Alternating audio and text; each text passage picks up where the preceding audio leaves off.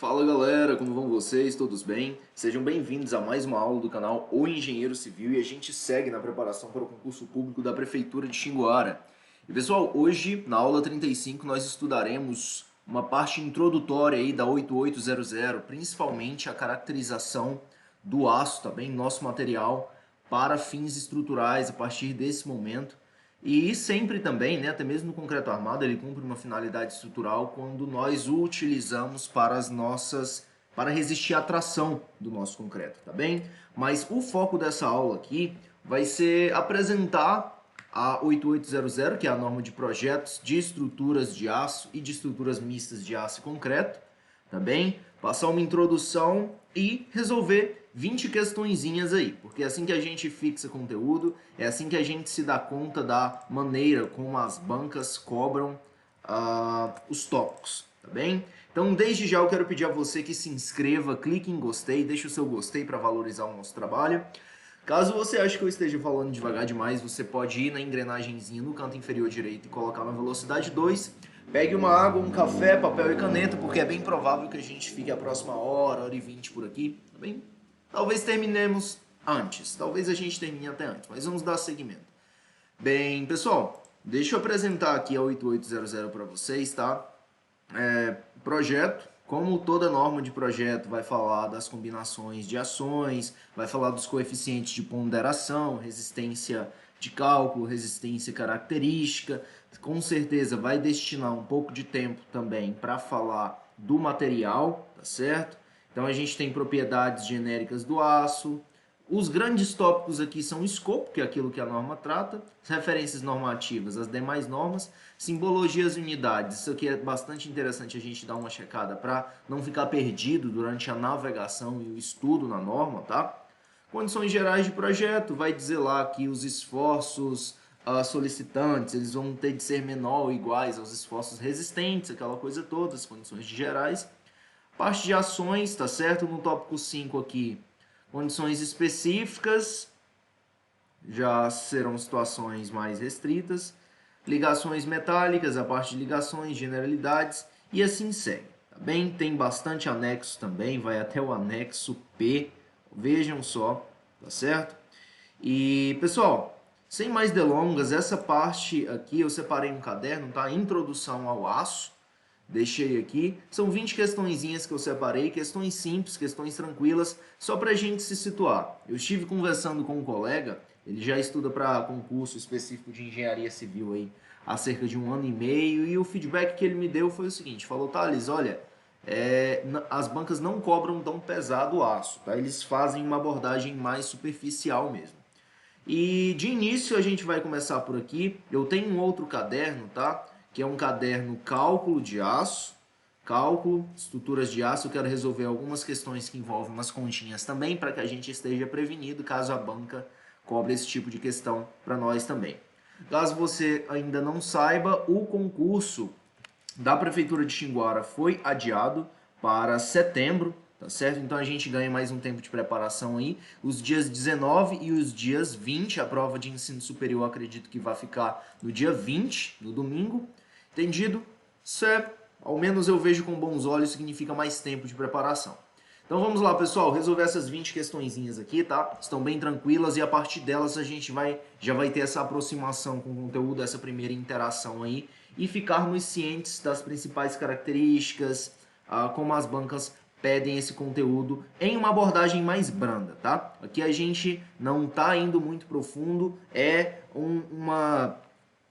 uma abordagem mais superficial. Então vamos lá. A banca é objetiva, lá para a Prefeitura de Candoí, no Paraná, Candói, na verdade. E a respeito de algumas propriedades dos aços, marcar C para as afirmativas certas e E para as erradas. E após assinalar a alternativa que apresenta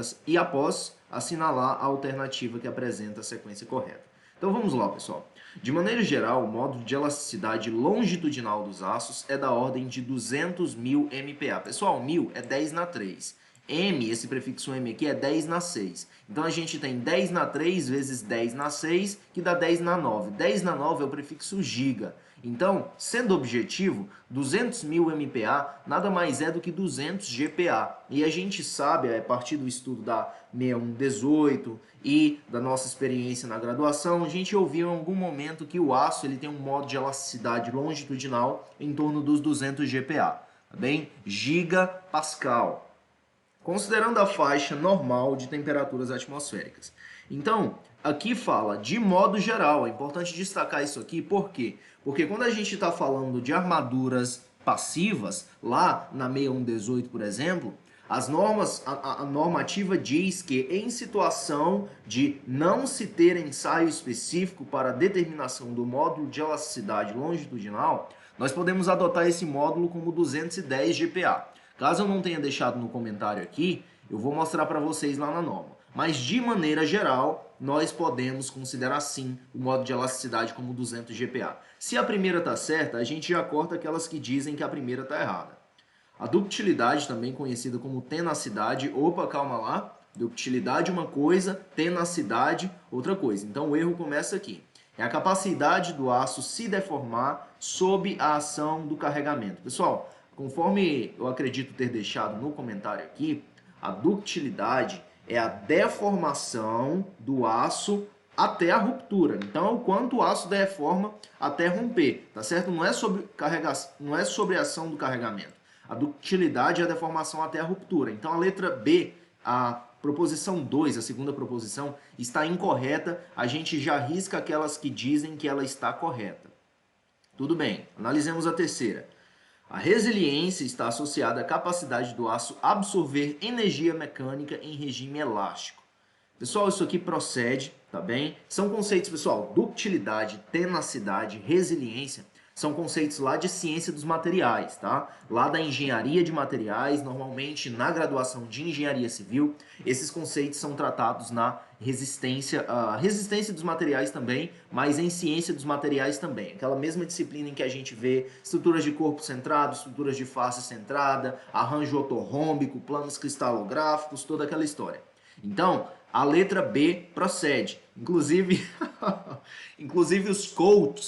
os coaches, né, de excelência pessoal, essa coisa toda, eles falam o tempo todo em resiliência, tenacidade, tá certo? Ou seja, eles emprestam termos lá da ciência dos materiais para falar de comportamentos, enfim, de posturas, né, diante de adversidade. Antifragilidade é toda uma salada de termos, tá bem? Tenacidade, resiliência e antifragilidade eu sei que eles usam porque eu gosto de estar lendo essas literaturas de hora por outra.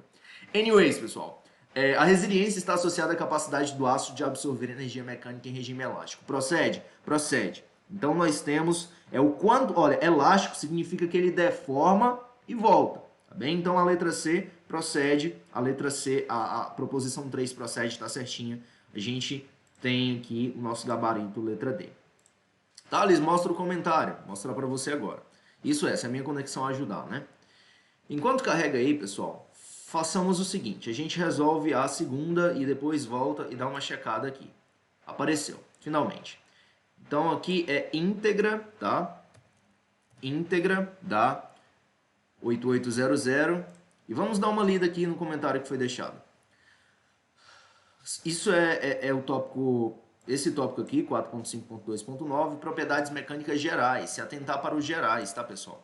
Por quê? Porque em situações específicas, conforme propõe a 6118 de 2014, por exemplo, o modo de elasticidade longitudinal para o aço, em casos de armaduras passivas, pode ser 210 GPa. Então, cuidado para não confundir. Mas, em termos gerais, para efeito de cálculo, para os aços aqui relacionados, quem está falando isso? 8800, tá? Estruturas de aço e mista. Para os aços aqui relacionados, os seguintes valores de propriedades mecânicas podem ser para efeitos de cálculo. Tudo bem. Modo de elasticidade, 200.000 MPa, ou seja, 200 GPa. Coeficiente de Poisson, 0,3. Vai relacionar aí a deformação transversal e a deformação longitudinal. Também vai associar essas duas grandezas por meio do coeficiente de Poisson, diga-se de passagem, adimensional. Módulo de elasticidade transversal, 77 MPa, tá? Lembrar que esse aqui é o transversal, entendido? Coeficiente de dilatação térmica, 1.2 vezes 10 na menos 5. Pessoal, salvo engano, lá na 6118, esse coeficiente de dilatação térmica, ele é tratado como 1 vezes 10 na menos 5. Mas aqui a gente tem como 1.2 se atentar para isso, tá bem? Massa específica do aço, 7.850 kg por metro cúbico. Isso aqui pode vir da seguinte forma, 78,5 kilonewtons por metro cúbico. Tá certo? É outra forma de se trazer. Por quê? Multiplicando por 10 aqui, que é a aceleração da gravidade, a gente vai ficar com 78.500, tá? Newtons por metro cúbico. Então, quando a gente dividir por 1.000, para transformar para kilonewton, ficaremos com 78,5 kilonewtons por metro cúbico, é outra forma, mas aí deixaria de ser massa específica, já se tornaria peso específico, tá bem? Vamos criar a letra F aqui, porque a gente é usado, tá? F, peso específico. Aí a gente coloca aqui gama, vou colocar aqui gama mesmo, tá? Gama A, que é o gama do aço. Gama A será 78,5 kilonewtons por metro cúbico, tá bem? Metro 3, deixar metro 3 mesmo. Isso aqui não está na norma, isso aqui é uma adição minha, tá? Importante deixar claro isso aqui, porque ali em cima eu disse que era íntegra de norma, mas se eu adicionar isso aqui, eu vou estar alterando a íntegra da norma. Entendido, pessoal? Fica esse registro aí, tá certo? Fica esse registro, lembrar que a 6118 de 2014, nos seguintes tópicos, nos tópicos em destaque, dizem que na falta de ensaios para armadura passiva, adota-se o modo de elasticidade longitudinal, lembrar que esse é o longitudinal, E igual a 210 GPa. Na falta de ensaios para armadura ativa, adota-se o modo de elasticidade igual a E, 200 GPa. Então, ativa, 200 GPa, passiva, 210 GPa. Em que situações? Na falta de ensaios, tá bem? Na falta de ensaios, a gente toma isso aí. Pessoal, então, seguindo, tenacidade. É energia total, plástica ou elástica, que o material pode absorver até a ruptura, tá? Assim, um material dúctil com a mesma resistência de um material frágil irá requerer maior energia para ser rompido, portanto, é mais tenaz. Tá certo? Isso aqui eu tirei lá da Gerdau. Esses conceitos, eles precisam ser lidos e relidos para que se assente, tá?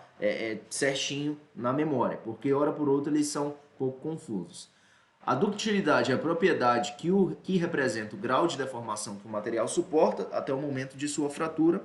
Materiais que suportam pouco ou nenhuma deformação no processo de ensaio de tração são considerados materiais frágeis. Deformou pouco, é frágil. Deformou muito, é dúctil, tá?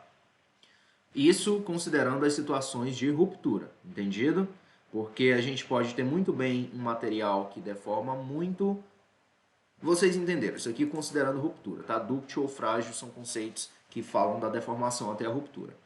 E a tenacidade é a capacidade de um material absorver energia e deformar plasticamente sem fraturar.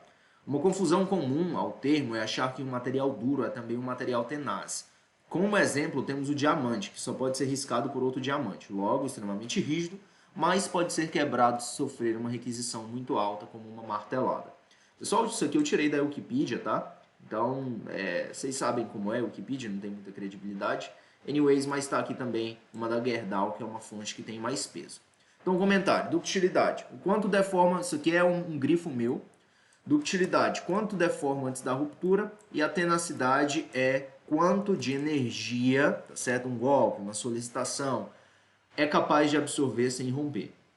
No exemplo dado pela Wikipedia, se tem um diamante, que é extremamente duro, portanto frágil, não se trata de um material dúctil, que não é tenaz. Por quê? Porque absorve pouca energia antes de se romper. O aço de construção, por outro lado, além de ser dúctil, é tenaz, pois absorve uma boa quantidade de energia antes de se romper. Belezinha, pessoal? Vamos para a nossa próxima questão. A gente vai tentar deixar esse vídeo em torno de 1 hora aí. Os critérios de dimensionamento das especificações normativas devem considerar as potencialidades e as limitações dos materiais utilizados na execução dos componentes dos sistemas estruturais. Considere as afirmativas a seguir. Considerando a variação de teores... Olha só, que está falando de materiais estruturais em termos genéricos, potencialidades e limitações. E pede para que a gente analise. Então, pessoal, aqui ele fala de madeira, fala de concreto e fala de aço. Os três materiais. Madeira e aço, madeira e concreto nós já demos uma estudada aqui no canal, tá? Já estudamos um pouco aqui no canal. Então, considerando as aulas anteriores e o seu conhecimento acerca dos materiais estruturais, vamos lá. Considerando a variação de teores de umidade da madeira abaixo, importante lembrar disso aqui, tá? Abaixo do ponto de saturação das fibras do material, pode-se afirmar que as suas resistências e os módulos de elasticidade aumentam com o acréscimo do teor de umidade, parâmetro que é refletido no dimensionamento pelo coeficiente de modificação CAMOD2. Pessoal, é o seguinte, se estamos abaixo do ponto de saturação, conforme a questão destaca, se nós aumentarmos o teor de umidade da madeira, o resultado é que nós teremos uma redução, tá certo? Da resistência e dos módulos de elasticidade. Por quê? Porque a ação da água no tecido lenhoso, que é de fato o que nos oferece resistência, tá certo? Vai umedecer o tecido lenhoso e esse tecido ele vai ficar mais sujeito a deformações. Então, abaixo do ponto de saturação das fibras, se eu aumento a umidade, eu perco resistência mecânica, perco módulo de elasticidade. Tá certo? Importante lembrar isso. Thales, e se aumentar a umidade após o ponto de saturação? Pessoal, as propriedades mecânicas da madeira variam muito pouco em função da umidade após o ponto de saturação das fibras. Por quê? Porque no ponto de saturação das fibras já está tudo encharcado, tá certo? E a água que eu adicionar após o ponto de saturação das fibras vai preencher só as cavidades, os vazios entre as células de madeira, de fato. Então, resumo da história aqui. Se eu estou abaixo do ponto de saturação das fibras e aumento a umidade, o resultado é que eu tenho uma diminuição da resistência e do módulo de elasticidade, e não um aumento, conforme sugere a 1. Então a 1 está incorreta, a questão pede o quê? Aquelas que estão corretas. Portanto, a gente corta todas aquelas que têm a proposição 1. A 2. O concreto tem elevada resistência à compressão, procede, e baixa resistência à tração, procede também. Razão pela qual, nas estruturas de concreto armado, o aço tem como função básica, resistir aos esforços de tração. Belezinha, pessoal, a 2 está certa. Dá para cortar alguém? Não dá. O aço, o concreto e a madeira são caracterizados como frágeis, ou seja, rompem com baixos níveis de deformação. Pessoal, concreto ele é um material frágil, dá para se caracterizar como um material frágil, sim. A madeira, ela deforma, mas não deforma tanto. Ela é mais dúctil que o concreto, tá certo? A madeira. Porém, ela é mais frágil que o aço. O aço, ele é considerado... O aço, ele deforma muito. Antes de... Tem uma certa deformação. Ele deforma-se, se deforma visivelmente. Daí a ruptura dúctil, que a gente fala tanto no dimensionamento de concreto armado. Então, não dá para classificar o aço como um material dúctil, conforme propõe a 2. Então, se está dizendo que o aço é frágil, perdão, pessoal, eu falei não dá para classificar o aço como um material dúctil, mas o que eu quis dizer foi não dá para classificar o aço como um material frágil, tá? Se o aço é um material dúctil, tá? A 2 está incorreta. O que faz com que a gente corte... Opa, a 2 não, a 3. A 3 está incorreta. O que faz com que a gente corte a letra C, restando para nós o nosso gabarito letra B. O que, sem ler, a gente já sabe que a 4 está correta, tá certo? Caso as nossas considerações aqui estejam corretas. A madeira é um material anisotrópico. Anisotrópico, que termo estranho. Anisotrópico é a característica daqueles materiais cujas propriedades variam em termos das direções nas quais se analisa. Apresentando maior resistência e rigidez no sentido paralelo às fibras. Procede, pessoal. No sentido normal, as fibras, nós temos menores resistências e menores rigidezes, tá? Interessante destacar o plural de rigidez. Rigidez, rigidezes, gravidez, gravidezes. E eu acho que arroz é arrozes também, tá? Mas eu não vou arriscar dizer sobre os arrozes não, que eu não tenho certeza. Mas anyways, pessoal. Paralelo às fibras, a resistência é maior e a rigidez é maior. Interessante destacar que ele trouxe algo meio que para confundir o candidato aqui. Ele trouxe o FT0K, que é a resistência de tração paralela às fibras, tá certo? Característica. Resistência característica de tração paralela às fibras. Porém, eu até chamo lá nos resumos que a gente faz da 7190, estruturas de madeira, que a resistência mãe, no que diz respeito às estruturas de madeira, é a resistência à compressão paralela às fibras, tá? Talvez o candidato pudesse olhar isso aqui em um primeiro momento e estranhar. E esse zero, ele diz respeito ao ângulo de incidência da carga. Se é 0 ou 360, tá? É bem melhor colocar 0 que 360. Nós temos um carregamento paralelo às fibras, tá? Esse aqui diz ao eixo longitudinal das fibras, essa angulação aqui. Se a angulação é 0, significa que está no mesmo sentido, está na mesma direção, está no mesmo plano ali que o eixo longitudinal das fibras. Está correto que se afirme em 2 e 4. Belezinha? O nosso gabarito. Comentário? Temos sim, tá certo? Abaixo do ponto de saturação não aumentam, diminuem, tá? A resistência e o modo de elasticidade diminuem com o acréscimo do teor de umidade. Proposição 2, tá certinha, certo? Elevada resistência à compressão, baixa resistência à tração e o aço entra na história para resolver esse problema. O aço, ele não é frágil, ele é considerado dúctil, tá bem? Ele se caracteriza como material dúctil, pois observa deformações e estricção até a ocorrência da ruptura. Proposição 4. Está ok também, o que deixa a gente com A2 e A3. 2 e A4. Deixa a gente com A2 e A4. Belezinha? Vamos fechar, pessoal, e seguir para a questão. A gente já resolveu A2 até agora, vamos resolver A3. Sabemos que o aço é uma liga metálica composta principalmente de ferro e de pequenas quantidades de carbono. Procede? Procede. Sobre... É interessante esse sabemos, né? Porque muitas vezes o candidato não estudou nada sobre o assunto. Aí a banca diz assim, é sabido que, conhecemos, pressupõe-se que, tá bem? Sabemos que. Aí o aluno que não estudou nada sobre aquele assunto, ele pergunta para si mesmo, a gente sabe? Sabemos? Então a banca pressupõe que você sabe aqui já, tá, pessoal? Sabemos que o aço é uma liga metálica composta principalmente de ferro e de pequenas quantidades de carbono.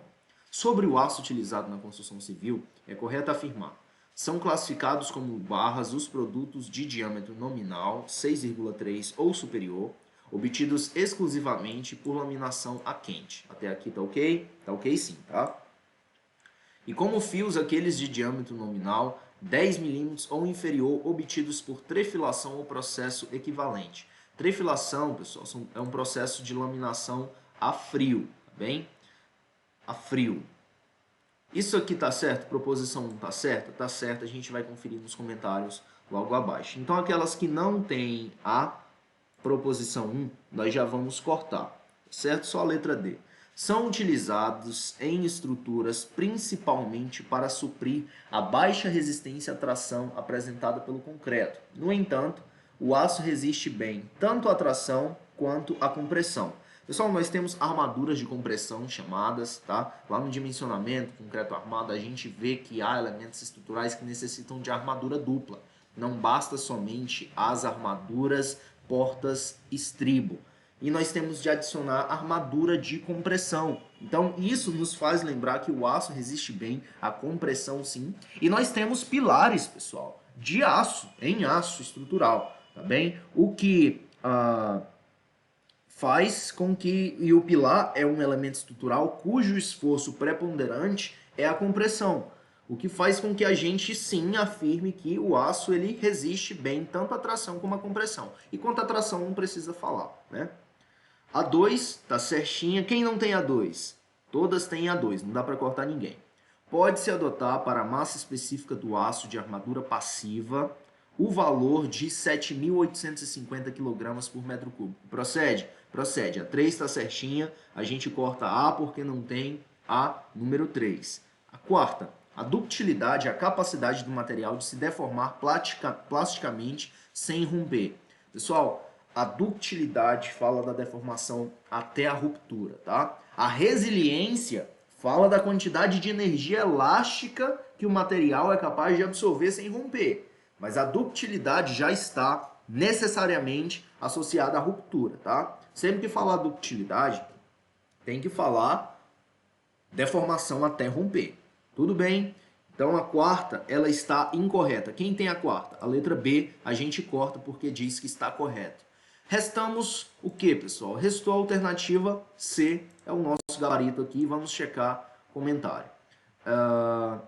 As barras de diâmetro nominal maior ou igual a 6,3, elas são obtidas por laminação a quente. Pessoal, uma recomendação que eu deixo é pesquisar sobre vídeos sobre a laminação do aço, tá? Que aí você vai ter imagens, você vai conseguir ancorar o termo laminação a quente, por exemplo, a imagem do vídeo que você assistiu.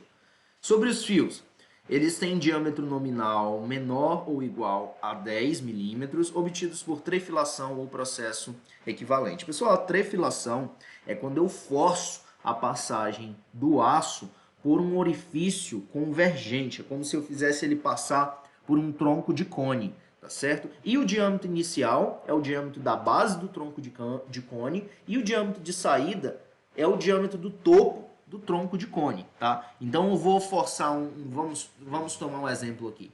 Uma barra de 7 milímetros, tá, de diâmetro, sair com 4 milímetros lá do outro lado, após a trefilação, tá certo? E o que vai acontecer com isso é que eu vou ter um achatamento dos grãos, conforme eu tenho fé que vocês verão nos vídeos que vocês pesquisarão a seguir, durante esse vídeo, mais tarde, tudo bem? Qualquer coisa, toma nota aí no seu caderno, pesquisar após a aula. Vídeo tal, vídeo tal. Anyways, proposição 2. Tá certinha, tá? São utilizados para suprir a baixa resistência.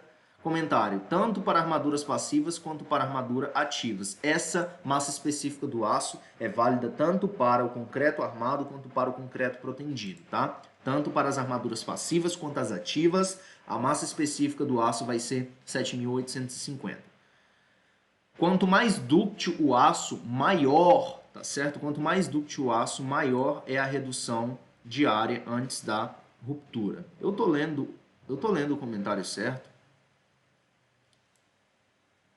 Estou lendo sim. Estou lendo sim. É porque eu não li a alternativa 4 até o final, a proposição 4 até o final. Quanto mais dúctil o aço, menor é a redução de área antes da ruptura. Pessoal, ao contrário, maior, tá? Maior. Pesquisem por corpos de prova. Corpo de prova, ensaio, aço, tração. Tá certo? Você vai ver que tem uma estricção. O pessoal chama de formar um pescoço. Tá? O aço ele vai formar uma garganta ali, a garganta de estricção até a ruptura. Tudo bem? Mais algum outro comentário? Ductilidade é a propriedade que representa o material. Ductilidade é a propriedade que representa o grau de deformação de um material que um material suporta até o momento de sua fratura. Materiais que suportam pouca ou nenhuma deformação no processo de ensaio de tração são considerados materiais frágeis. Tá aí o nosso concreto para lembrar a gente disso, tá certo? Pessoal, isso aqui eu tirei da Gerdau, tá? A mesma fonte do comentário aqui em cima, do que eu falo lá da Gerdau, é o que eu tirei aquele outro comentário que eu citei para vocês. Isso aqui, tudo bem, eu posso fechar isso aqui e vamos seguir para a quarta. Essa aqui é uma questão simplesinha, tá? Para não zerar, nós devemos ter isso aqui claro. Com base nos tipos de aço para as estruturas em concreto armado, é correto afirmar que um aço CA50 possui a seguinte tensão de escoamento.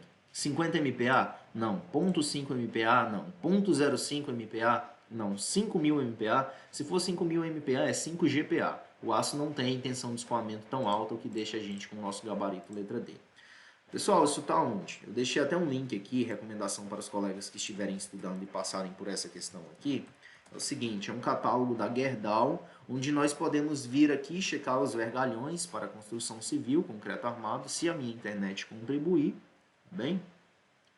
Deixa ela carregando aí e a gente volta para as questões. Mas o ponto é o seguinte, CA25. Esse 25 aqui, pessoal, a tensão de escoamento em quilograma-força por milímetro quadrado.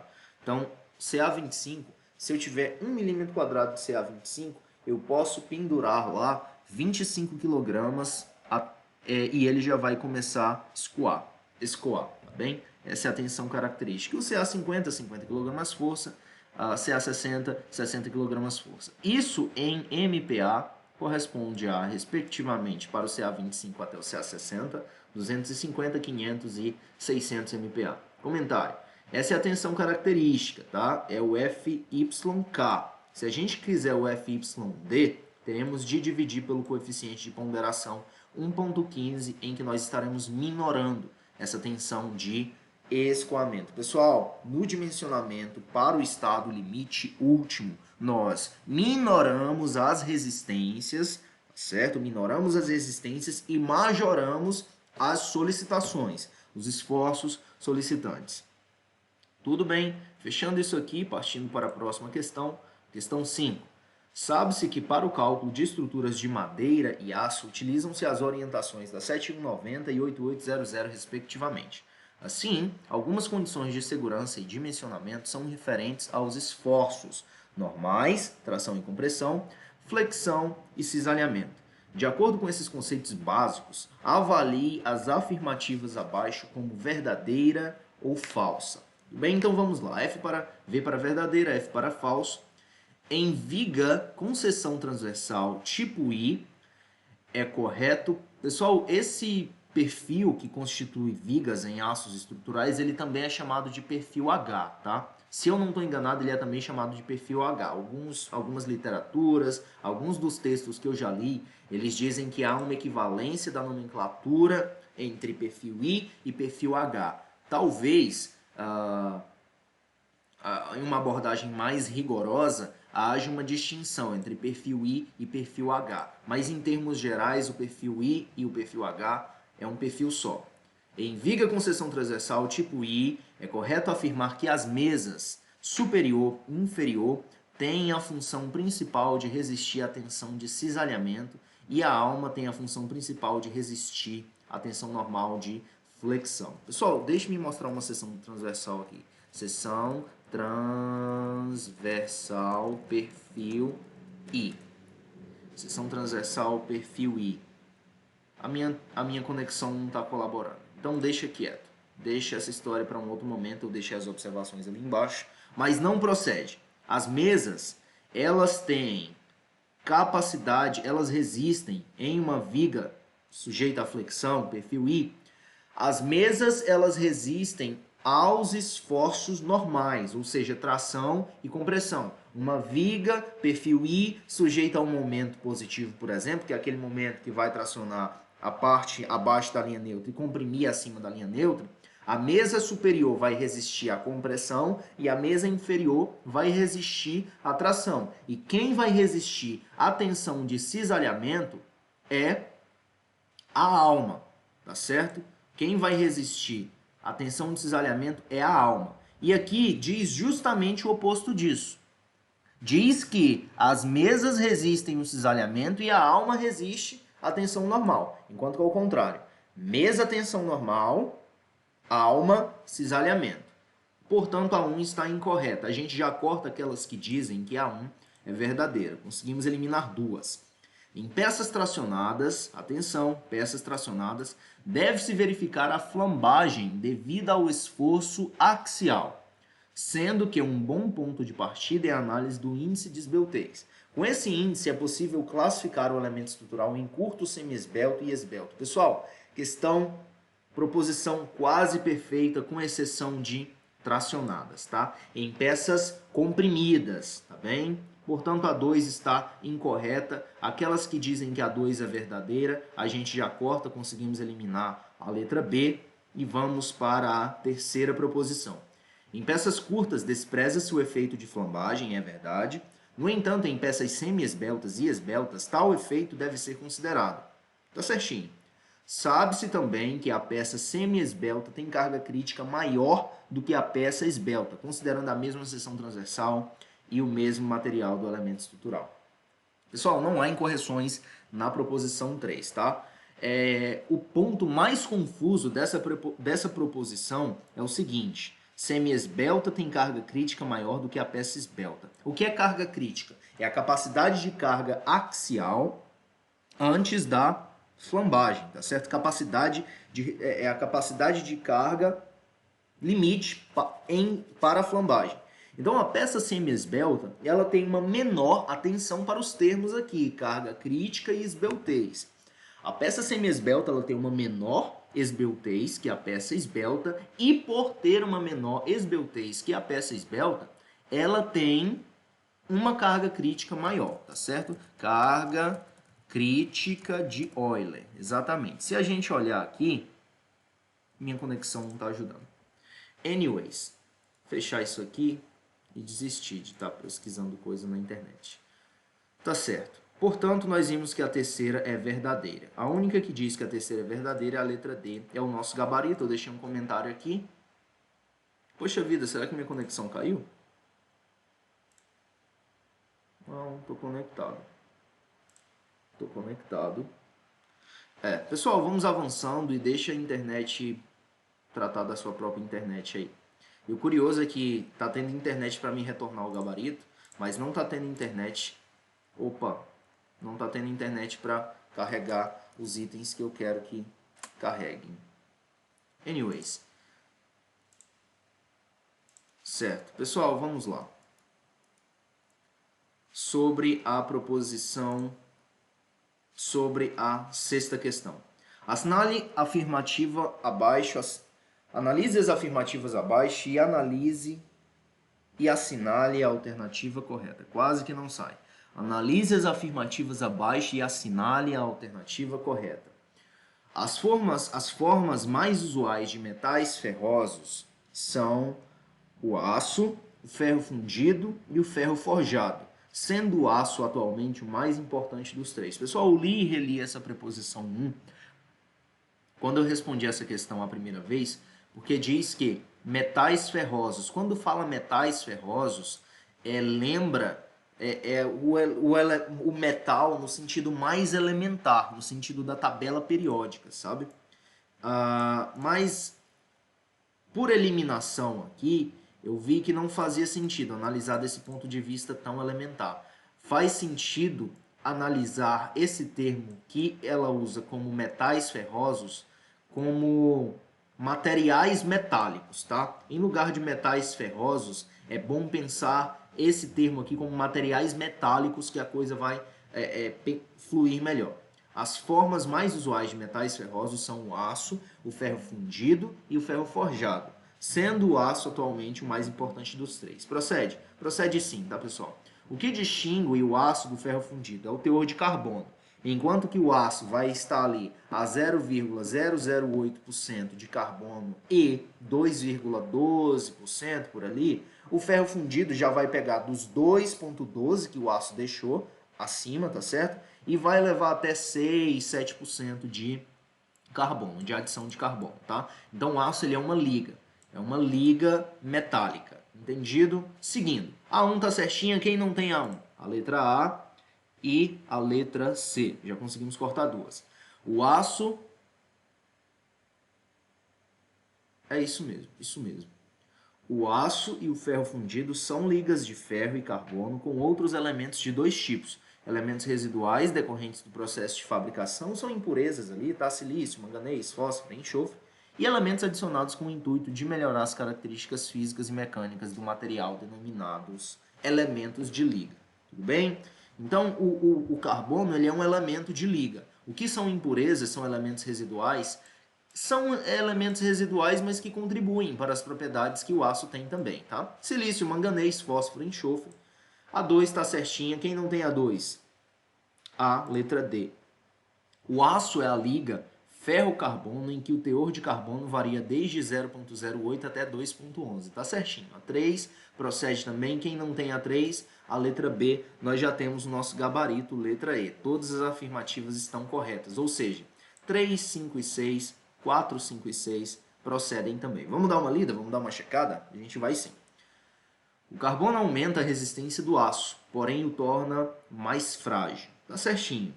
Frágil é o oposto de dúctil, aí a 4 está certa. Os aços com baixo teor de carbono têm menor resistência à tração, porém são mais dúcteis.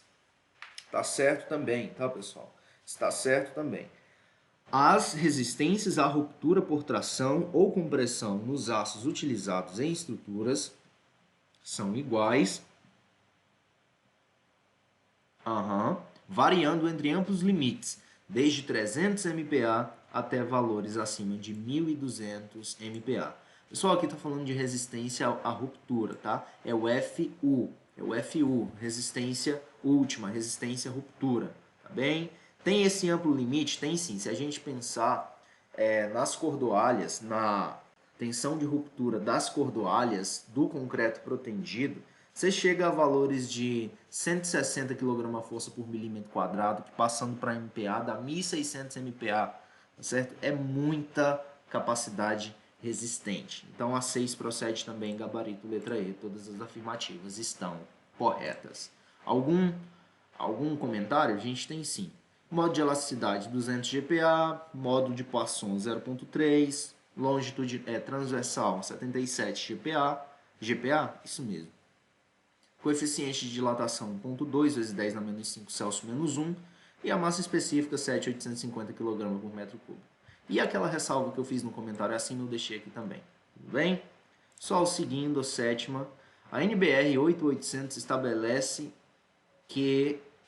valores de propriedades mecânicas como base de cálculo para a concepção de estruturas de aço. Para o modo de elasticidade e coeficiente de dilatação térmica, são definidos respectivamente os valores de 210, não, a 8800 diz que em termos gerais é 200. Então quem tem 210 a gente já corta. Agora a gente fica só pelo coeficiente de dilatação. Pessoal, nós sabemos que é 1.2 vezes 10 na menos 6. Será que confere? Então se a gente vier menos 1, menos 2, menos 3, menos 4, menos 5. Menos 5 na verdade, certo? Menos 1, menos 2, menos 3, menos 4, menos 5. A gente tem 1.2 vezes 10 na menos 5 Celsius na menos 1. Nosso gabarito, letra B, certo? Se a gente fizer a mesma redução aqui, a gente cai em 1.5 Celsius menos 1. Não é 1.5, é 1.2, conforme nós temos aqui, conforme o colega Wesley Garcia colocou aqui, tá? 1.2, coeficiente de dilatação. E no comentário da questão aqui acima, eu deixei também, 1.2. Certo. Seguindo, pessoal, a oitava questão. Em estruturas metálicas para barras de aço tracionadas, na limitação do índice de esbeltez, recomenda-se que o índice de esbeltez das barras tracionadas... Opa, a gente não está falando de barras comprimidas mais, estamos falando de barras tracionadas, porque normalmente quando se fala em índice de esbeltez, vem à cabeça barras comprimidas, e deve vir à cabeça barras comprimidas sim, porque é o caso mais comum, onde a gente vai ter flambagem, tá? Flambagem dessas barras comprimidas. Porém, a gente pode falar, a gente tem esbeltez limite para peças tracionadas, para barras tracionadas também. É justamente o que nós temos na questão 8, lá da Consuplan, Câmara de Belo Horizonte. Comprimento destravado, é esse LT, e o raio de geração R, lá em concreto, nós temos que o raio de geração é R também, o índice de esbeltez que é lambda. E aqui segue a mesma nomenclatura R. Com exceção das barras redondas rosqueadas que são montadas com pretensão, devem possuir a seguinte relação. Então aqui é o índice de esbeltez. Fazendo um paralelo, para peças comprimidas nós temos comprimento de flambagem dividido pelo raio de geração, e aqui nós temos comprimento destravado dividido por raio de geração. Pessoal, sem saber o colega... Como é que é o nome do colega? O colega Ronaldo Pereira, ele fez um comentário interessante aqui, tá? E eu acho que eu errei essa questão a primeira vez que eu resolvi. Não, resolvi ela ontem, 5h21, e depois não resolvi mais. Mas o ponto é o seguinte. O colega ele fez uma análise interessante, eu resolvi, não sei se eu chutei, enfim. Vamos dizer que eu chutei. O colega fez uma análise interessante que o limite de esbeltez, ele é um valor máximo, não é um valor exato. Tá? A esbeltez máxima é um valor exato, mas o limite de esbeltez não é um valor exato, tá bem? Não é um valor exato. Então, dá pra gente cortar a letra C já, tá certo? Aqui diz que tem que ser maior ou igual, ou seja, deixa um valor aberto acima. E 400 já é um limite de esbeltez alto, já é um índice de esbeltez alto. Aliás, eu quero dizer índice de esbeltez, tá pessoal? O índice de esbeltez, ele não é um valor não é um valor exato, eles são intervalos normalmente com os quais nós trabalhamos. Então dizer que o índice de esbeltez máximo tem que ser maior ou igual já não faz sentido. Quando a gente fala de valor máximo, a gente tem um teto e aqui deixa aberto. A mesma coisa para o alternativa A. Para a alternativa A, nós temos que o índice de esbeltez máximo aqui ele tem que ser maior que 300. Tá, mas para quando? Quer dizer que eu posso ter uma esbeltez indefinida aí? Não é. O que restou para a gente a letra B. O índice de esbeltez máximo ele tem que ser menor ou igual a 300. Tá bem? Tem que ser menor ou igual a 300. Talvez você argumente e diga que a alternativa C poderia entrar também, mas o nosso gabarito é a letra B. Isso falando em termos de análise, tá? Só analisando os números aqui. Se a gente vier para a norma, a gente tem a confirmação. Então, lá no 5.2.8 da 8800 de 2008, nós temos que o índice de esbeltez de barras tracionadas, que é o nosso cenário, não deve superar 300. E já o índice de esbeltez de barras comprimidas não deve ser superior a 200. Então, é importante lembrar disso. Então, eu coloquei um resumão maroto aqui. Barras tracionadas, o índice de esbeltez menor ou igual a 300. Barras comprimidas, índice de esbeltez menor ou igual a 200. Belezinha? Já deu um gostei? Já. Certo. Pessoal, seguindo para a nona questão. De acordo com a 6118... Ah, Thales, mas nós estamos resolvendo questões de 8800. Há conceitos relacionados que vale a pena trazer, tá, pessoal? Daí essas questões estarem aqui e eu estar apresentando elas para vocês. Elementos de concreto protendido são aqueles nos quais parte das estruturas é previamente alongada por equipamentos especiais de proteção, com a finalidade de, em condições de serviço, impedir ou limitar a fissuração e os deslocamentos da estrutura, bem como propiciar o melhor aproveitamento de aços de alta resistência no estado limite útil. Essa 1 procede? Procede sim, é a íntegra da norma, tá certo? A 1, quem não tem a 1? A letra C, as demais têm. Armadura passiva, qualquer armadura que não seja usada para produzir forças de proteção. É isso mesmo, isto é, que não seja previamente alongada. A 2 está certo também, quem não tem a 2? A letra B. E a terceira, armadura ativa ou de proteção. Armadura constituída por barras, fios, cordoalhas, fios isolados ou cordoalhas destinados à produção de forças de proteção, isso é, na qual se aplica um pré-alongamento inicial. Procede, pessoal? Procede sim. A 3 está certa também, a não tem a 3, portanto, nosso gabarito, letra D. E a quarta, junta de dilatação parcial, redução de espessura igual ou maior que 30% da seção do concreto. Na verdade, é uma redução maior ou igual a 25%, conforme a gente pode observar na norma aqui. Tudo isso aqui, pessoal, é íntegra da 6118, é Ctrl+C, Ctrl+V da 6118, tá? E nós temos os conceitos de elementos de concreto protendido. Esse aqui é a proposição e o que diz a norma. Exatamente a mesma coisa. Proposição e o que diz a norma. Proposição e o que diz a norma. E quando a gente chega na proposição 4, em lugar de a gente ter... Em lugar de a gente ter maior, igual ou maior 30%, o que nós temos é igual ou maior que 25%.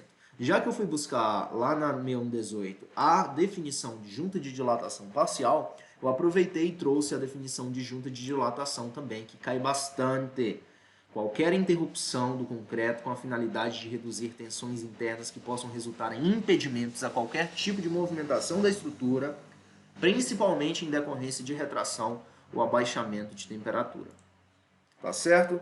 E a gente chega na nossa 10ª questão. As questões aí abaixo estão bem tranquilinhas, tá, pessoal? E conforme a gente vai acumulando conhecimento acerca do assunto, mais rápido a gente vai passando pelas questões. Então a gente tem... a gente vai agregando velocidade. São vantagens da construção em estruturas metálicas, exceto, ou seja, estou procurando aquilo que é uma desvantagem da estrutura metálica.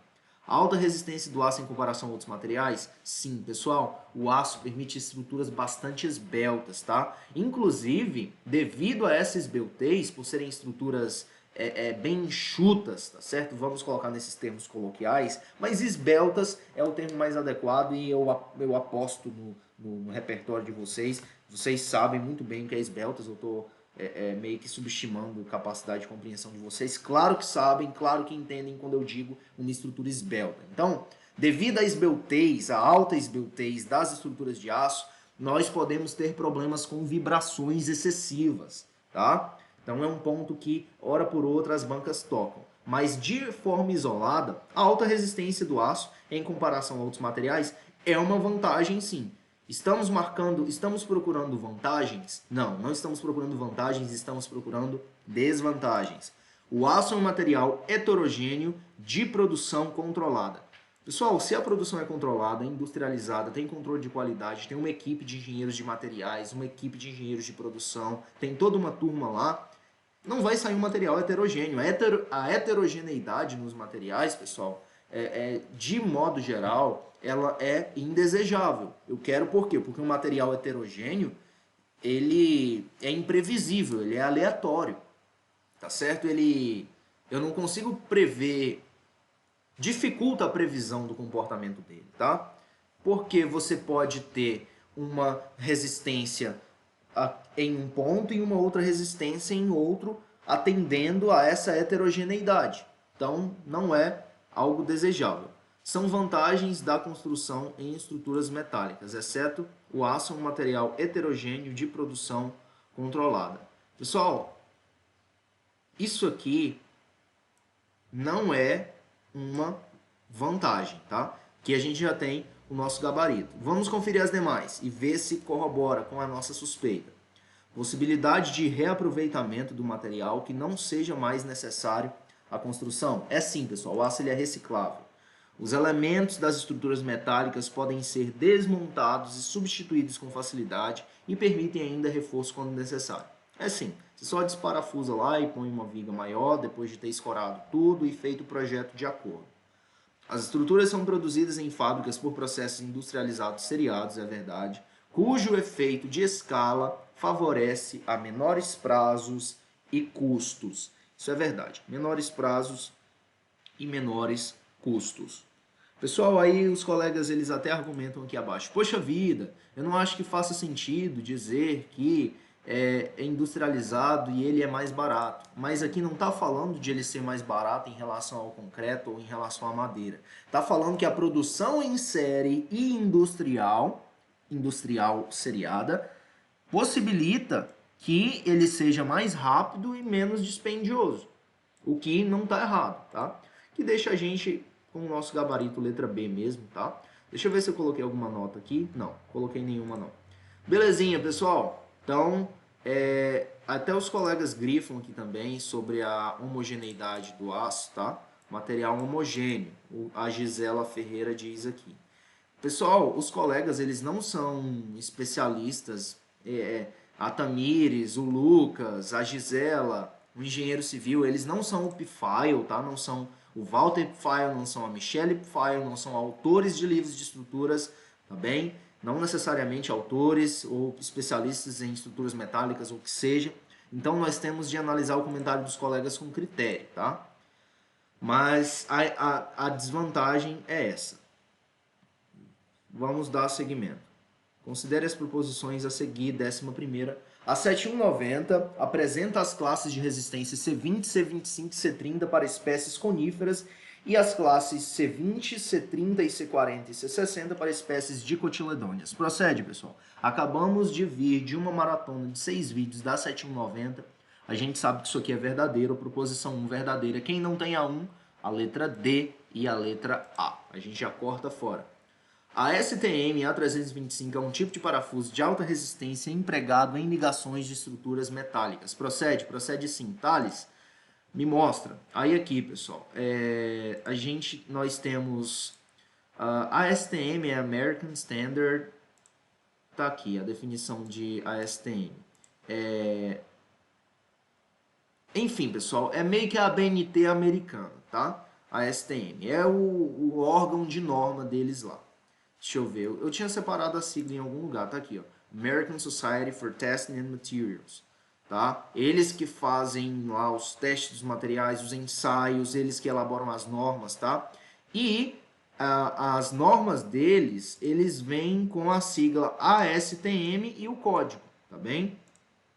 E a STM 300 e A325, que foi a que eu pesquisei, Isso.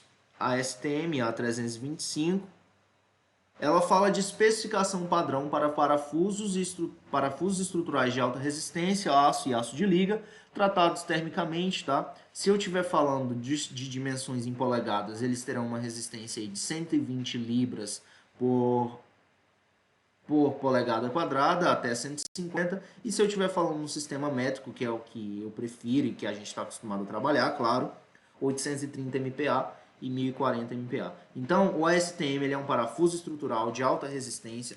Será que minha internet voltou? Para eu mostrar um parafuso? Vale pesquisar sobre esse parafuso, tá, pessoal? São os parafusos de alta resistência utilizados para ligações em estruturas metálicas. Vou fechar isso aqui. Tá? A2 procede. Quem não tem A2? A letra C. Portanto, o nosso gabarito, letra B. O que faz com que a gente suspeite, bem utilizando o mínimo da lógica, que nos dimensionamentos em que se emprega o estado limite último, os valores das resistências são majorados e os valores das ações minorados. Ações majorados, tá? É o contrário. Ações majorados e valores das resistências minorados. Para que eu construa um cenário mais desfavorável para a estrutura aí. Tudo bem? Gabarito letra B? Gabarito letra B. Deixei algum comentário? Deixei sim. Aí, íntegra da 7190. Classe de resistência das coníferas. C20, C25, C30. Dicotiledônia. C20, C30, 40, 50. Detalhe que pula os 50, tá? Parafusos. Norma de estrutura metálica. Aí a 8800, lá no tópico 4.5.2.3, falando dos parafusos, diz que os parafusos de alta resistência, incluindo porcas adequadas e arruelas planas endurecidas, devem satisfazer a American Standard Testing and Materials, não sei o que, A325, A325M, esse monte de resolução aqui lá da sociedade americana, tudo bem? De ensaio e teste, enfim. A 12ª. O aço é um dos materiais mais utilizados no mundo, sendo o teor de carbono, da sua composição química, o elemento preponderante dentre suas propriedades físicas e mecânicas.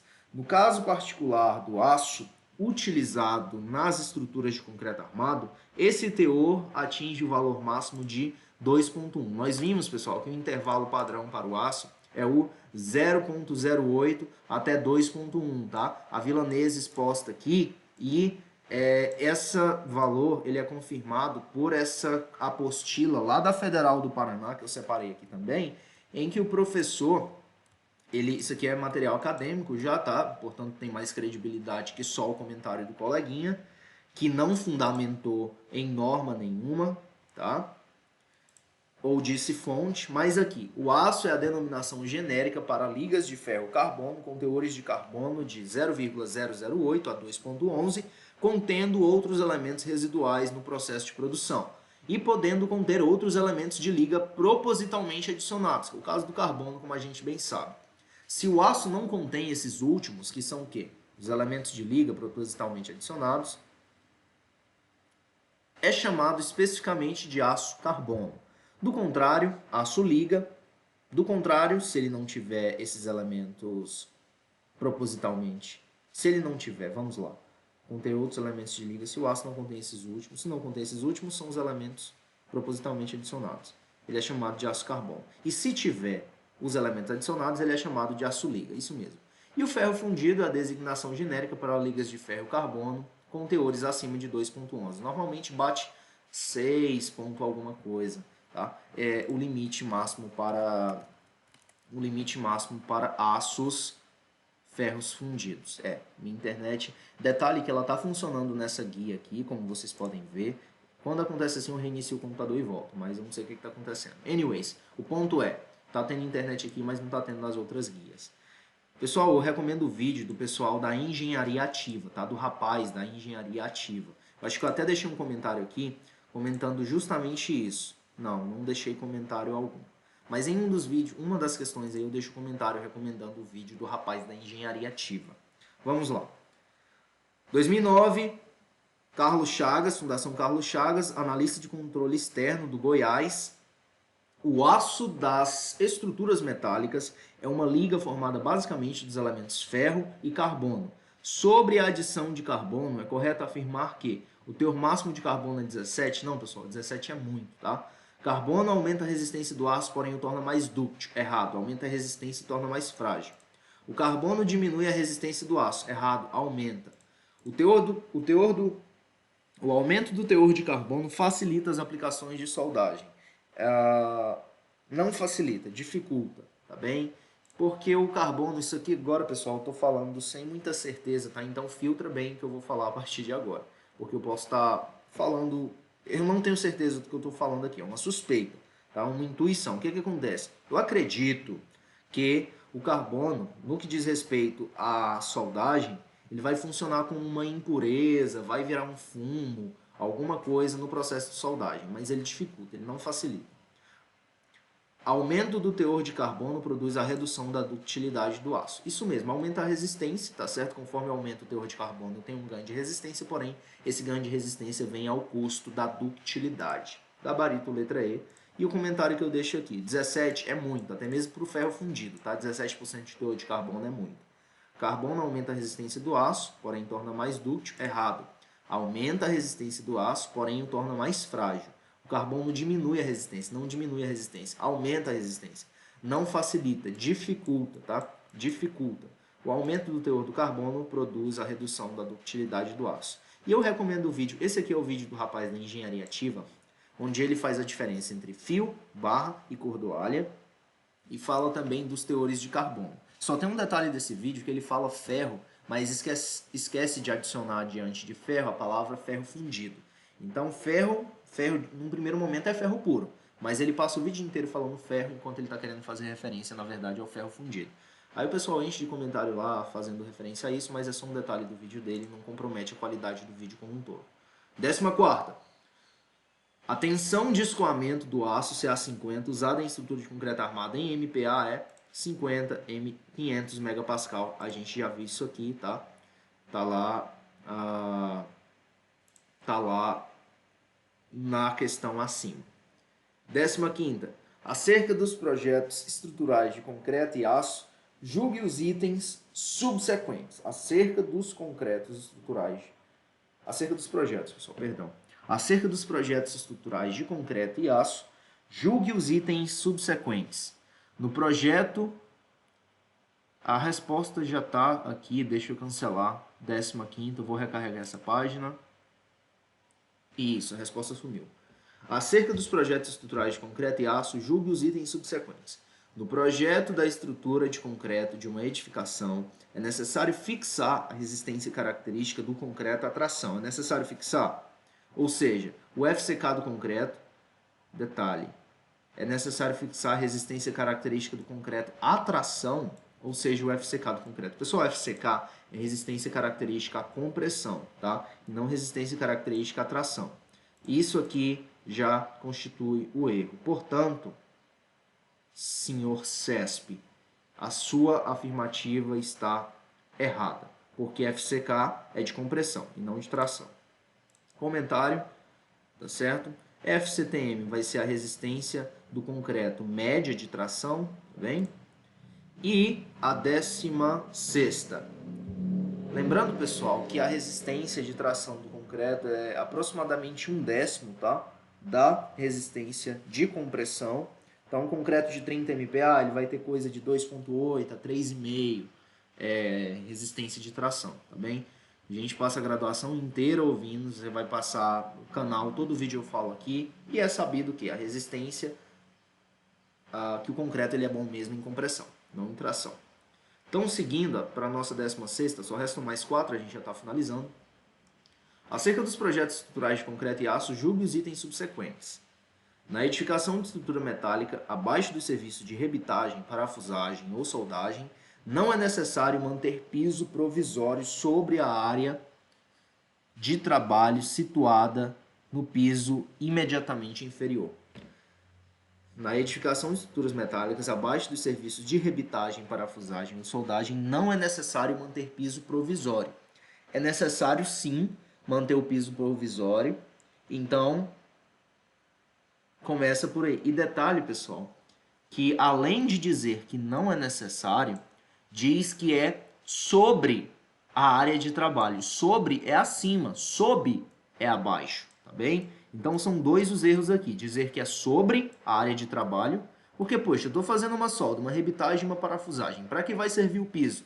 Para, no caso de alguém, mesmo com a área estando isolada, passar lá, não cair um pingo de solda ou uma parte incandescente na cabeça dele, furar o capacete de plástico e, enfim, tá bem? Não sejamos tão trágicos no nosso exemplo. Mas o ponto é necessário manter o piso e o piso deve ser mantido sob a área de trabalho, tá? Situada no piso imediatamente inferior. Então isso aqui está errado. Vamos checar a íntegra da NR18. Isso aqui fala da NR18, tá bem? Íntegra da NR18. As peças devem ser previamente fixadas na edificação de estrutura metálica abaixo do serviço de rebitagem. Deverá ser mantido o piso provisório, abrangendo toda a área de trabalho situada no piso imediatamente inferior. O piso provisório deve ser montado sem frestas, a fim de se evitar queda de materiais ou equipamentos. Quando necessária a complementação do piso provisório, devem ser instaladas redes de proteção junto às colunas, tá bem? Nosso gabarito aí, letra E, de errado, tá? Letra E de errado. Vamos seguir para a 17ª. Norma específica da ABNT lista os tipos de aço que podem ser considerados aços estruturais. Procede? Procede. Isso aqui está certo. E a gente tem um texto associado aqui.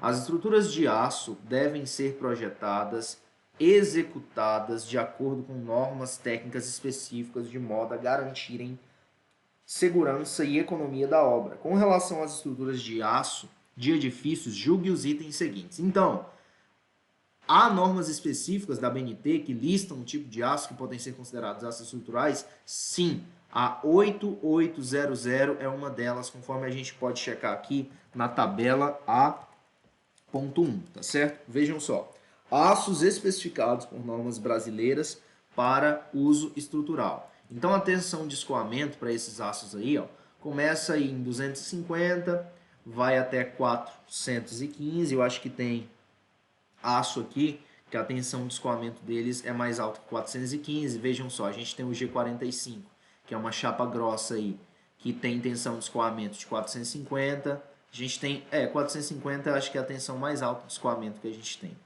tá? Na verdade, eu acho que vai ter uns aços mais resistentes aqui ainda, ou não. Enfim, pessoal, vale se deleitar nessa tabela aqui, tá? Ler e reler. Eu acho legal, ao menos. Eu gosto de abrir a 7190, por exemplo, ver a resistência da Massaranduba, do Jatobá, tá certo? Pau-ferro e a Angico, aquela coisa toda, tá? Porque aí você conhece o material que você está trabalhando. Conhece o material que você está trabalhando. Vale a pena dar uma navegada por essa tabela A.1, tá aqui na página 118 da 240, 118 da 8800, e eu vou deixar essa norma para download aí, tá bem? Seguindo. Opa, tá dizendo que a minha página não teve resposta, eu vou sair. Belezinha. Tá. A 18ª, sobre o processo de galvanoplastia. Pessoal, galvanoplastia é quando eu faço um revestimento do metal, no caso o aço, né, o nosso metal em questão, faço o revestimento dele com zinco, tá? Zinco. E isso é um banho, pode ser um banho a frio, tá certo? É um banho a frio, em que eu passo uma corrente elétrica. Aí vai fazer com que os átomos de zinco, eles colem, tá certo? Eu passo aquela descarga elétrica, eu coloco a chapa de aço ou o perfil, seja o que for, no tanque, com uma solução de zinco, aí eu dou uma descarga elétrica naquele tanque, e os íons de zinco, acho que são íons de zinco ou átomos de zinco, acho que são íons, porque íon é o que liga, né? O átomo ele é estável. Eu acho que é mais interessante pensar em termos de íons. Então, eu adiciono o elemento metálico naquela solução saturada de íons de zinco, passo uma descarga elétrica ali, fazendo um processo eletroquímico, eu não sei. Isso aqui é em termos bem genéricos, tá? O resultado é que os íons de zinco eles vão aderir e formar uma camada protetora naquele elemento que está sendo galvanizado. Esse processo é chamado de galvanoplastia. Essa que eu falei, eu acho que é a galvanoplastia a frio. A galvanoplastia a quente é quando a solução, quando o elemento a ser galvanizado, ele é imerso em uma solução de zinco derretido. Enfim, vale pesquisar, pessoal. O que eu estou falando aqui em termos genéricos, não sou especialista, não sou engenheiro de materiais, tá? Talvez tenha um engenheiro de materiais vendo o vídeo aí, dando risada das bobagens que eu esteja falando. Mas a ideia aqui é pegar um overview, ver como as bancas cobrem, e o dever de casa mais pesado mesmo é com vocês aí do outro lado. Dando seguimento. O emprego da galvanização polarizada a quente como forma de proteção contra a corrosão das estruturas e coberturas metálicas possibilita uma durabilidade menor. Então espera, eu estou aplicando um método contra a corrosão e esse método ele diminui a durabilidade? Não é isso aqui, não é correto afirmar isso. A galvanização proporciona durabilidade e economia em manutenção. Devido ao fato de que as estruturas e chapas de aço recebem a proteção por um processo industrial natural, diferente das normas seguidas internacionalmente. Pessoal, essa questão ela é problemática para mim por 2 pontos, essa alternativa. Por quê? Processo industrial natural, tá? Eu acho que são 2 palavras distintas para serem postas juntas, assim. Industrial e natural não combinam muito. Outro ponto é, diferente das normas seguidas internacionalmente. Agora, muita atenção com o que eu vou falar aqui agora. Eu não estou dizendo que os nossos comitês técnicos são incompetentes, que eles não têm criatividade ou gabarito para desenvolver uma norma sozinho. Não. Mas, pessoal, é como a gente na faculdade. Durante a graduação, a gente falava pro colega assim, me manda seu trabalho aí, você que já adiantou, né? Você que já fez seu trabalho aí, manda para eu dar uma olhada. Aí o que acontecia? A gente lia o trabalho, falava, poxa, o colega colocou esses tópicos e esses tópicos. O colega discutiu isso, isso e isso. Eu fiz muito isso, por exemplo. O coleguinha que já tinha adiantado o trabalho, eu via, ele colocou introdução, ele colocou estruturas de madeira, por exemplo. Vamos supor, resumo da 7190. Aí o coleguinha colocou lá umidade e tal, nomenclatura, simbologia. Aí eu falava, opa, o meu trabalho ele tem que ter pelo menos isso aqui. Isso aqui é a estrutura básica. Aí conforme o tempo para entrega do trabalho, você via. Se você tirava, colocava mais. Bons tempos de graduação, viu? A gente sofre um bocado, mas se diverte. Anyways, então, pessoal, o Comitê Técnico Brasileiro, ele bate na porta lá da STM, por exemplo, o comitê americano lá, e fala, deixa eu ver o seu dever de casa aí, deixa eu dar uma olhada, porque eu vou fazer o meu e eu quero dar uma olhada, entendeu? Aí o que acontece, pessoal? Muitas das normas técnicas brasileiras são traduções literais ou inspirações em normas internacionais. Nós temos as normas europeias, as normas do Mercosul, da vida aí, nós temos as normas americanas, tá? Que os standards da vida aí, tá certo? As ISO, que é International Standard Organization, né? Aquele ISO lá, tudo que for ISO, pessoal, a STM, são normas internacionais. Então, dizer que diferente das normas internacionais, eu não acho que é por aí não, tá? Então, a gente corta a letra B também. Aplicado ao aço, este é protegido pelo revestimento de zinco por meio de 2 mecanismos. Proteção por barreira exercida pela camada de revestimento e proteção por barreira exercida pela camada de revestimento é o primeiro mecanismo e o segundo é proteção catódica, no qual o zinco é sacrificado para proteger o aço. Pessoal, essa aqui procede, é o nosso gabarito, tá? Nós temos, eu estou sem internet para mostrar, deixa eu ver, eletronegatividade dos metais. Não está aparecendo, a internet não está ajudando. Nós temos os metais que são mais eletronegativos e menos eletronegativos. E essa diferença de eletronegatividade lá da química, tá? Lá da eletroquímica, para ser mais preciso, essa diferença de eletronegatividade dos metais, zinco e o ferro, que é a base para o aço, que é a liga metálica de ferro e carbono, a diferença de eletronegatividade entre o zinco e o ferro vai gerar essa pilha aí, tudo bem? Em que o zinco ele vai se oxidar, ele vai se corroer. Então o zinco ele é o nosso herói. Por quê? Porque ele se sacrifica para proteger o aço. Olha que coisa bonita, olha que legal. Belezinha? Pessoal, são mnemônicos que eu estou lançando aqui para ajudar a fixar, tá? Não é aleatório isso não. Então o zinco ele é o metal de sacrifício. É a técnica que é baseada nos princípios de eletroquímica, transforma a estrutura metálica que se deseja proteger em uma pilha artificial, evitando assim que a estrutura se deteriore. Essa aqui é a proteção catódica pura, tá? Aqui nós temos uma barreira física e a proteção catódica na galvanoplastia. E na letra D, a gente tem a proteção catódica pura e simples. Portanto, não é o que a gente está procurando. É o processo de manutenção que busca introduzir a utilização de tecnologias limpas na preparação de superfície e tintas menos agressivas ao homem e ao meio ambiente. Não estamos discutindo sustentabilidade aqui, não estamos discutindo poluição, a gente está falando de galvanoplastia, ela pode ser uma técnica limpa sim, mas o foco não é esse, tá? A gente deixa... E não é um processo de manutenção, tá? Outro destaque, não é um processo de manutenção, é um processo preventivo.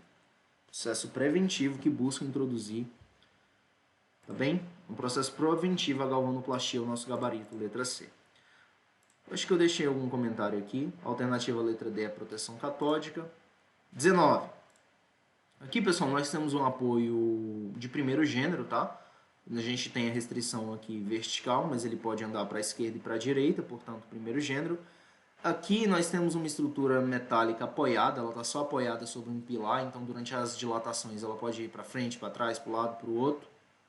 E a 3 aqui nós temos um engaste, tá? Como vocês podem ver, isso aqui transfere momento. Se eu tentar girar essa viga aqui, vai haver resistência de momentos aqui. Qual o nome? Se a banca apontasse para um parafuso desse e dissesse qual um possível parafuso para fazer essa ligação, a gente diria o quê? Parafuso ASTM A325. Não é isso? Isso mesmo. Foi o parafuso que nós checamos agora há pouco. Outra coisa que eu quero fazer destaque é dessa borracha que vocês estão vendo aqui. Ó. Essa borracha é um neoprene, tá? Neoprene é um nome comercial de uma marca americana, tá? Uma indústria química gigantesca, a terceira maior do mundo, parece. Mas o ponto é o seguinte. É uma borracha sintética, a gente chama de neoprene porque é uma marca muito famosa, da DuPont, tá? E a DuPont é a empresa americana, a segunda maior empresa química do mundo, tal. Mas o nome do polímero é polímero cloropreno. Polímero cloropreno. Polímero cloropreno. Isso aí é um trava-língua, tá? Repetir isso aqui 3 vezes sem errar, você é um gigante. Aqui o que acontece? A figura 3 corresponde a um vínculo duplo entre duas peças de uma estrutura de aço. Não é um vínculo duplo. Vínculo duplo, pessoal, lembra apoio de segundo gênero. Apoio de segundo gênero restringe em X e em Y, mas permite rotação. Isso aqui nós temos restrição da rotação também, portanto está incorreto. E a nossa última, para a gente fechar. Com relação aos aços para concreto armado, não é correto afirmar que a ductilidade do aço é a capacidade do material de se deformar plasticamente sem romper. A ductilidade do aço é a capacidade do material de se deformar plasticamente sem romper. Nós vimos que a ductilidade está associada à ruptura. Isso aqui não procede. Pode ser medida por meio de alongamento específico ou da estricção. Essa parte aqui está ok, essa segunda parte está ok. Quanto mais dúctil o aço, maior é a redução da área ou os alongamentos antes da ruptura. Pessoal, essas duas últimas partes estão certas, essa segunda aqui que está problemática, tá? Se deformar plasticamente e romper. A ductilidade fala de ruptura sim. Os aços do tipo A são fabricados pelo processo de laminação a quente, com posterior deformação a frio, trefilação ou estiramento ou processo equivalente e não apresentam em seu gráfico tensão, deformação, um patamar de escoamento. Pessoal, essa B nós vamos deixar em stand-by aí, tá? Ela veio assim um pouco mais tenebrosa, a gente vai dar uma segurada e checar as demais. A gente está procurando a alternativa incorreta, olha só, estamos procurando a alternativa incorreta. Então, se é incorreta, nós já temos o nosso gabarito, certo? Por quê? Porque a ductilidade do aço é a capacidade de se deformar até a ruptura, não é sem romper. Provavelmente o nosso gabarito é a letra A. Vamos checar as demais. Com relação aos aços para concreto armado, não é correto afirmar. Os fios e barras de aço utilizados nas estruturas de concreto são classificadas em categorias conforme o valor característico da resistência de escoamento.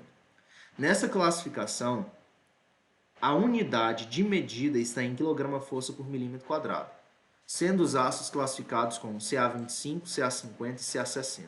não procede dizer que é classificado em CA40, tá? Não procede dizer que é classificado em CA40. Então, o nosso gabarito será a letra com relação aos aços para concreto armado. Não é correto afirmar. Pessoal, eu nunca ouvi falar de aço CA40, tá? Vou marcar essa aqui. Vou só checar as demais. Portanto, nós temos que cortar as que estão certas, não é isso? As barras de aço de bitola igual ou superior a 10 milímetros deverão apresentar marcas de laminação identificando o produto e a categoria do material. Deverão apresentar marcas de laminação. Isso aqui, nunca ouvi falar nisso aqui não, a gente vai checar também. As de bitolas inferior a 10 milímetros e uns fios serão identificados por cores. Vocês já viram barras de aço colorida, pessoal? Essa letra D aqui, ela tá bem errada, tá? Cores, apresentar marcas. A resposta é a letra B. A resposta é a letra B. Pessoal, vocês notem que essa questão está problemática. Aqui no enunciado, nós temos que não é correto afirmar. Apresentar marcas de laminação. Vamos checar os comentários. Eu deixei esse comentário aqui. Galerinha, eu vou deixar para que vocês comentem aí, tá? Sobre a questão 20. Como vocês viram, eu errei aí, gabarito é a letra B. Os tipos A são fabricados. Então é incorreto afirmar isso aqui. Se o gabarito é a letra B e é incorreto afirmar isso aqui, significa que as demais estão certas. Pensem comigo. Significa que as demais estão certas. Porém, significa dizer também que é correto que as barras de 10 milímetros ou superior têm de ter marcas de laminação, identificando o produto e a categoria do material. E de bitola inferior a 10 milímetros, os fios serão identificados por cores, pintura de topo. Pessoal, será que essas marcas é aquele CA50, CA60? Talvez seja, tá? Vamos considerar que a D está ok. Mas CA40, eu nunca ouvi falar de aço CA40 nas minhas obras, tá? Experiência, que não é muita, mas nunca ouvi falar. Normalmente é CA25, CA50 e CA60. Então, o examinador, esse Instituto Militar, o IMA, Instituto Militar da Aeronáutica, Instituto Militar Aeronáutica, enfim, eu acho que é o Instituto Militar da Aeronáutica, essa banca. Está dizendo que tem aço CA40 e está dizendo que a ductilidade é a deformação sem a ruptura. Atenção para isso, tá? Para mim, a ductilidade é a deformação até a ruptura e não tem aço CA40. E essa história de pintura de topo eu nunca ouvi falar também não. Posso estar ouvindo agora. Tá bem? Mas o gabarito para a banca aí é a letra B. Tá certinho? Checar as minhas estatísticas aqui. A primeira vez eu marquei a letra A. Aí a segunda vez eu acertei. E agora com vocês eu errei de novo marcando a letra D. Vocês notem que a maioria da galera errou 80%, ou seja, só um em cada 5, tá? O que é uma taxa alta. Essa galera não está errando essa questão por acaso. Essa questão que tá problemática em algum ponto. Vocês notem que as estatísticas para as demais é bem mais alta, tá? É bem mais alta. É bem mais alta a estatística para as demais. Então vai vendo. Aquela última questão lá tem algum problema com ela. Pessoal, espero que vocês tenham gostado aí da resolução dessas 20 questões, tá? Eu provavelmente vou postar mais uns 2 vídeos aí sobre estruturas de aço até passar pelo próximo conteúdo. Então acompanhem o nosso canal. E sobre considerações preliminares, eu só tenho a agradecer a vocês pela audiência, tá? Comentem e curtam para que eu saiba que vocês estão me assistindo. Se foi um conteúdo relevante, se ajudou você de algum modo, se inscreva, clique em gostei, dá um trabalhinho fazer esses vídeos. Então peço que você valorize o nosso trabalho por meio do like, da inscrição. E segue a gente lá na rede social, @civilengenheiro, tá bem? Segue a gente lá que vai ser uma alegria dividir essa jornada com vocês. Fiquem em paz, até mais, forte abraço.